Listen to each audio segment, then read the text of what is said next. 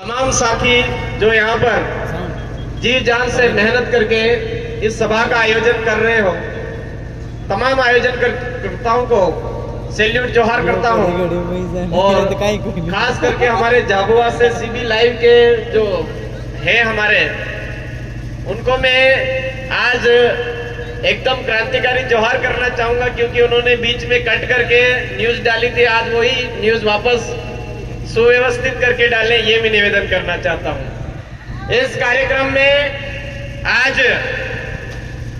जितने भी मध्य प्रदेश, राजस्थान और तमाम आदिवासी परिवार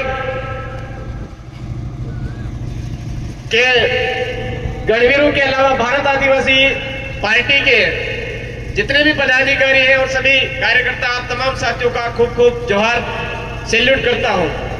साथियों, आज यहां पर ये जो सभा आयोजित की है, आज तो आप पूरा पंडाल भरे हुए हो।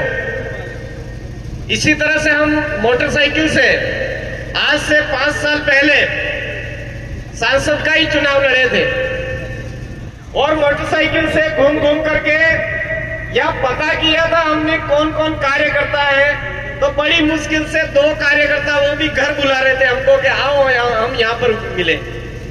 आज आप कम से कम इस पंडाल में ये जितना बड़ा जो टेंट है आपने भर दिया है, तो ये कहीं ना कहीं जो संघर्ष है अनवरत चल रहा है, उस संघर्ष का परिणाम है।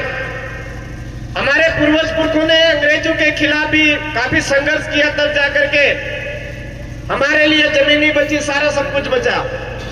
लेकिन आज की तारीख में वो जो अंग्रेजों की नीति थी, उससे भी भयंकर नीति जो गैर राजनीतिक पार्टियां हैं, कांग्रेस और बीजेपी, उनकी हमारे इस क्षेत्र में फिर से चल रही है।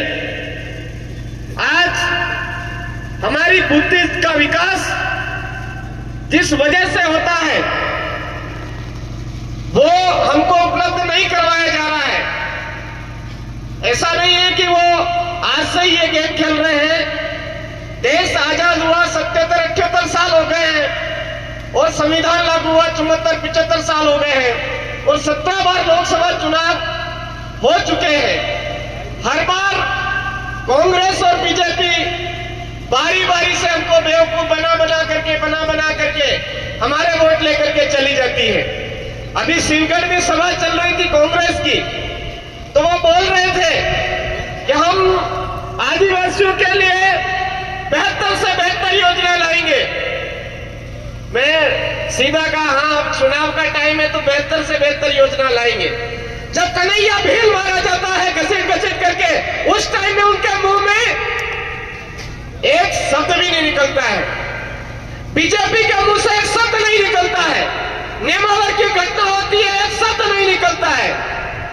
हमारे झाबुआ का चित्तौड़गढ़ में बेल लाते हुए आदमी मारा जाता है, उस समय यहां से नेता की एक आवाज तक नहीं निकलती है। और अब चुनाव आते ही बोलते हैं कि आदिवासियों के लिए हम बेहतर योजनाएं लाएंगे। अगर योजनाएं लानी होती तो आज हमारे इस क्षेत्र से, झाबुआ अलीराजपुर रतलाम क्षेत्र से सबसे ज्यादा पलायन हो रहा, वो पलायन नहीं होता। रोजगार के अवसर होते, कौन सा रोजगार उपलब्ध कराया आप लोगों ने? यहाँ पर आज ढंग के स्कूल नहीं है, अस्पताल नहीं है, थोड़ी बहुत सड़कें व्यवस्थित है, तो आपने यहाँ पर कहीं ना कहीं उल्लू बनाने के लिए फिर एक नया ड्रामा कर दिया, नेशनल कॉरिडोर नाम का। नेशनल कॉरिडोर के नाम पर हमारी जमीनें छीन ली। विकास के नाम पर विनाश की जितनी भी योजनाएं हैं वो आदिवासियों के ऊपर लागू कर रहे हैं और बोल रहे हैं कि हम आदिवासियों के लिए बेहतर सुविधाएं लाएंगे। बेहतर सुविधाएं क्या? हमारे को बिना कपड़ों के करना है क्या? वो बेहतर सुविधाएं बिना कपड़ों के करने वाली ला रहे हैं। 400 पार, 400 पार, 400 पार। आप तमाम साथियों को मैं बताना चाहूंगा, वो उनके दिमाग में वही योजनाएं है कि 400 पार अगर डीजल कर देंगे, 400 पार अगर इनके खाने वाला तेल कर देंगे, 400 पार इनकी जितनी भी चीजें हैं वो कर देंगे, तो ये अपने आप बिना कपड़ों के हो जाएंगे। वो उनके लिए बेहतर सुविधाएं हैं। हम लोग समझ नहीं पा रहे हैं। आज हमारे अभी बड़ी सरवन के अंदर हमने सभाएं करी, तो वहां पर बहुत सारे साथियों उनसे यही बात पूछी कि भाई आपके लिए यहाँ कौन सी पार्टी बढ़िया है, तो नहीं हमारे लिए तो सारी पार्टियां बढ़िया, नहीं फिर भी कौन सी पार्टियां हैं। मैंने कहा आपको स्कूल मिल गए? नहीं मिले। स्कूल में आपके बच्चे जो आपके जैसे तैसे करके पढ़ाए उनको नौकरी मिल रही है क्या? नहीं, वैकेंसी नहीं निकल रही है। आपको पानी मिला क्या? नहीं मिला। आपको अस्पताल सुविधाएं व्यवस्थित मिल रही है क्या? नहीं मिले। तो फिर वोट किसको दोगे? हमारे बाप दादा कांग्रेस को देते हैं, कांग्रेस को ही देंगे। हमारे बाप दादा बीजेपी को देते हैं तो बीजेपी को ही दे देंगे। क्यों देंगे? कुछ पता आता नहीं। तो मेरे साथियों, आज तमाम गंभीर है, आपको जी जान से अभी ये जो एरिया बाकी पड़ा, इस एरिया के अंदर जाकर के आपको ये बात बतानी है कि हमारा ये जो एरिया है ये विशेषाधिकार वाला एरिया है। आदिवासियों को विशेष अधिकार यहाँ पर मिले हुए, वो एक क्षेत्र में नहीं, खाली राजनीति के क्षेत्र में नहीं मिला हुआ है, हर एक क्षेत्र में विशेषाधिकार मिले हुए हैं। लेकिन उनका धरातल पर इंप्लीमेंट आज दिन तक न कांग्रेस के लोगों ने किया है न बीजेपी के नेताओं ने किया है। इसीलिए मैंने बोला था कि नल्ले और रनवे नेता जो कांग्रेस और बीजेपी के हमारे इस क्षेत्र में काम नहीं करते हैं, उसी तरह हमारे अपने जाजम से कोई तैयार किए हुए नेता भी अगर इस तरह से होते तो उनके लात मार करके भगाने की जरूरत है। उनको कट करके सिविल लाइन, जो भाई साहब थे भदौरिया जी, उन्होंने इस तरीके से पेश किया लोगों के बीच में कि चर्चा का विषय बना। हम तो चाहते ही है कि कमलेश्वर जी डोरिया जी का नाम पूरे देश में वैसे ही चर्चा का विषय बना रहना। हमारा तो फायदा ही हुआ, कोई नुकसान नहीं हुआ। धन्यवाद आपको भदौरिया जी, आपने उसको कट करके किया। तो लेकिन आज हमको समझने की जरूरत है कि कांग्रेस और बीजेपी किस तरह की चालें चल चल करके हमारे लोगों को बेवकूफ बना देती है, किस तरह से हमारे लोगों को बेवकूफ बना करके आज हमारे लोगों के बीच में जहर घोलने का काम करती है, हमारे लोगों को बेवकूफ बनाने का काम करती है। फिर बाद में हमारे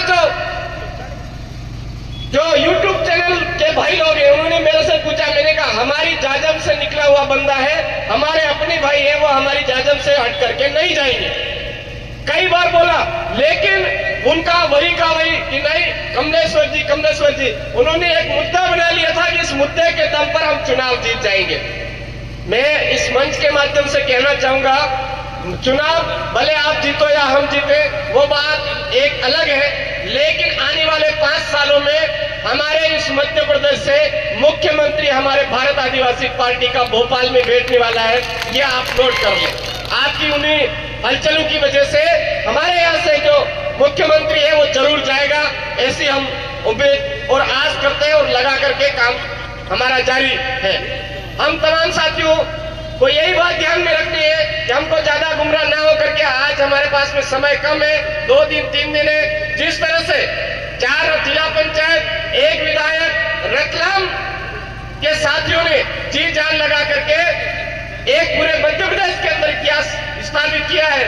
झाबुआ के साथियों से मेरा निवेदन है, आप भी 80% वोटर्स यहाँ पर है, तो एक बार जी जान से दम लगा करके बालूभाई गामर जिनका निशान है 5 नंबर का, केडिया का निशान, उस पर अधिकतम वोट दे करके विजय बनाए और भारत आदिवासी पार्टी को जो सांसद आपके टिकट दिया है, जिनका मूल उद्देश्य है कि हमारे भोपाल में तो भील प्रदेश की आवाज गूंज चुकी है, अब दिल्ली में भी हमारी भील प्रदेश की आवाज गूंजनी चाहिए।